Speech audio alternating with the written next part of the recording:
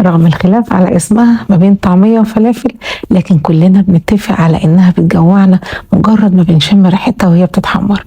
اهل الشام بيعملوها بالحمص، وفي مصر بنعملها بالفول. قولوا لي انت بتعملوها بالحمص ولا بالفول؟ هنعمل الطعمية النهاردة وهقول لكم سر قرمشتها من بره وازاي يطلع لونها من جوه فاتح بعد ما تتحمر. هنعمل كمان سلطة الطحينة، وهنحط مكون بسيط هيضاعف كمية الطحينة من غير ما يغير طعمها. هنعمل كمان مخلل المحلات السريع المقرمش، وهقول لكم سر قرمشته. لو عجبكم الفيديو ياريت لايك وشير والاشتراك في قناتي باليوتيوب، قناة الشيف سيلا. ولو عندكم اي سؤال ياريت تكتبوه وانا يشرفني جدا ان انا اجاوب عليكم.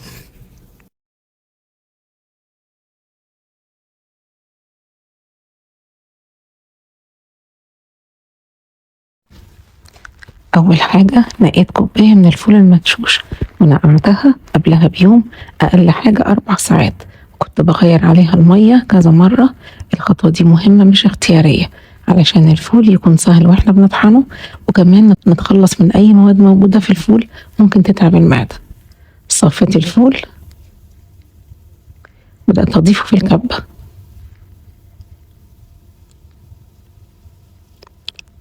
غسلت الخضرة اللي هي الكرات والشبت والبقدونس والكزبرة. أخدت نص كوباية من الكرات قطعتها، والكرات هنا هو أهم مكون عندي في الخضرة. ضفت كمان حوالي معلقة كبيرة من ورق الشبت على البقدونس على الكزبرة. ما بحطش خضرة أكتر من كده، الخضرة الكتير بتغمق الطعمية وبتخلي فيها سوائل كتير ممكن تخليها تفك منكم. حضرت بصلاية متوسطة وقطعتها على 4 وضفتها في الكبة. ضغطات متقطعة بدأت أشغل الكبة على الفول، يعني شغلوا الكبة شوية وتقفلوها شوية، بلاش تشغلوها على طول لأن الفول بيكون تقيل على الكبة. لو حسيتوا إن الكمية كبيرة ممكن تقسموها على 2. كل شوية كنت بفتح بقلب عجينة الطعمية. ضفت بعد كده معلقة كبيرة من الثوم. مش عايزة عجينة الطعمية تكون مفرومة بدرجة 100%، عايزاها بس تكون مفرومة 90%. نسبة الخشونة دي هي اللي بتخليها مقرمشة ومش مكتومة. حطيت عجينة الطعمية في مصفى ضيقة وصفيتها من السوائل الزيادة. بصوا كمية السوائل اللي نزلت، السوائل دي كافية انها تبوظ الطعمية وتخليها تفك في الزيت. ضفت نص معلقة صغيرة من الملح، ومعلقة كبيرة من السمسم، ومعلقة كبيرة من الكزبرة المطحونة، ومعلقة كبيرة من الكزبرة الحصى.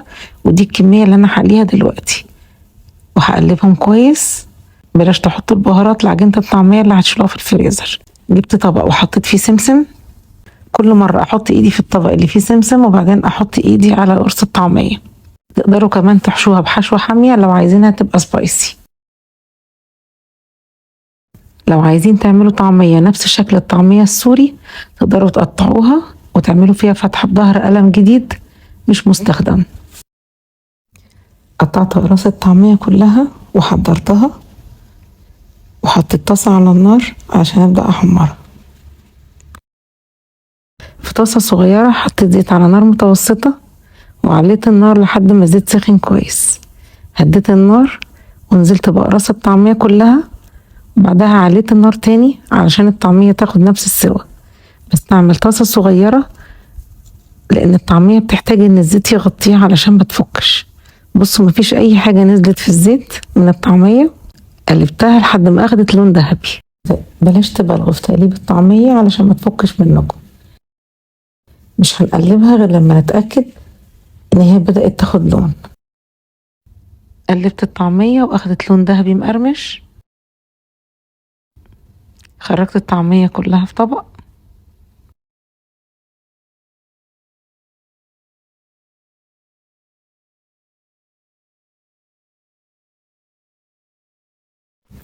ريحتها قلبت البيت، وكلهم في البيت حرفيا هيتجننوا عليها.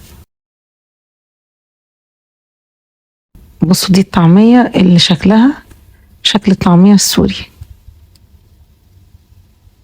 مستوية كويس ولسه لونها اخضر فاتح، قلبها استوى لكن لسه محتفظة بلونها الاخضر. طعمها في منتهى الجمال، مقرمشة ومستوية، والبهارات فيها مخلية طعمها تحفة. طعمها كمان مع سلطة الطحينة تجنن.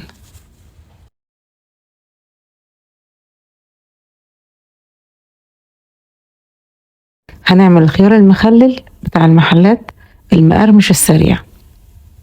في كوباية حطيت معلقة صغيرة ملح وربع معلقة صغيرة سكر، معلقتين صغيرين من الخل، ونص معلقة صغيرة من الثوم المفروم، وضفت عليهم مية مغلية، قلبتهم كويس وضفتهم للخيار المتقطع رفيع. بقطع الخيار مش سميك ومش رفيع قوي. احتجت كوباية تانية من المية المغلية، ضفت عليها الملح والسكر والخل، ضفتها على الخيار بس مش بضيف توم تاني. ضفت كمان معلقة صغيرة من الشطة،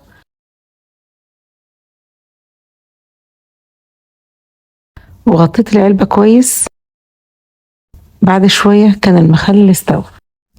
عملت سلطة الطحينة، حطيت معلقتين كبار من الطحينة، عليهم ربع معلقة صغيرة من الملح، وربع معلقة صغيرة من الكمون، ونص معلقة صغيرة من الثوم المفروم، ومعلقة صغيرة من الزيت، ومعلقة صغيرة من الخل.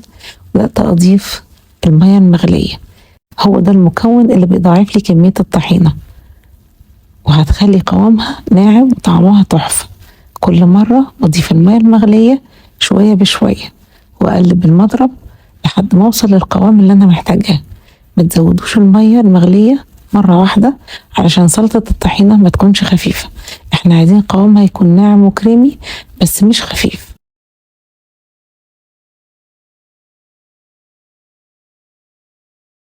هو ده القوام اللي أنا عايزاه للطحينة، مش خفيفة ومش تقيلة. وده الشكل التاني من الطعمية.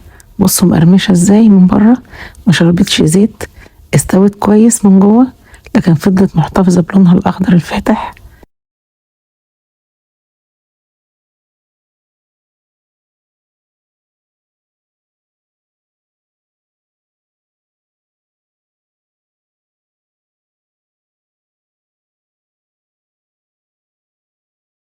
كنت عاملة عجينة عيش هنزل لكم بيها فيديو الجاي إن شاء الله.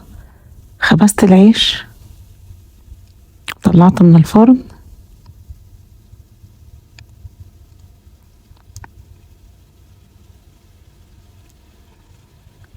بصوا العيش شكله عامل ازاي، في منتهى الجمال.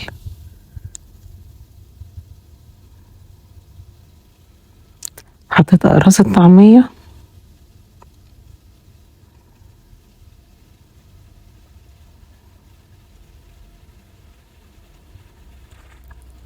وحطيت مع شرايح الطماطم والخيار،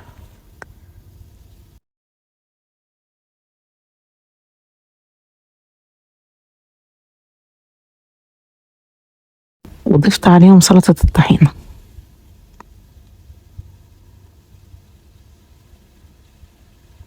أهم حاجة لو اتبقت منهم كمية من عجينة الطعمية حطوها في أكياس التلاجة في الفريزر، لكن من غير بهارات،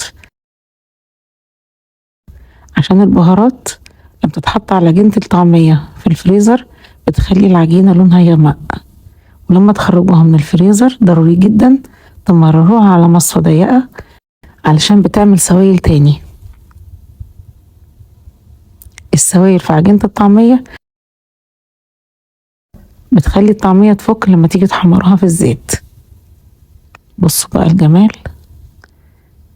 سندوتشات الطعمية اللي عملناها في البيت في العيش البلدي البيتي شكلهم يجنن.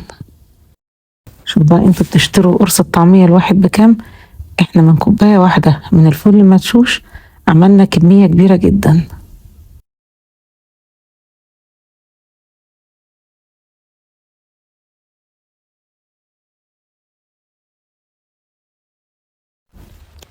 طبعا الطعمية ما ينفعش تتاكل إلا لو كانت سخنة، يعني تحمروها قبل الأكل مباشرة.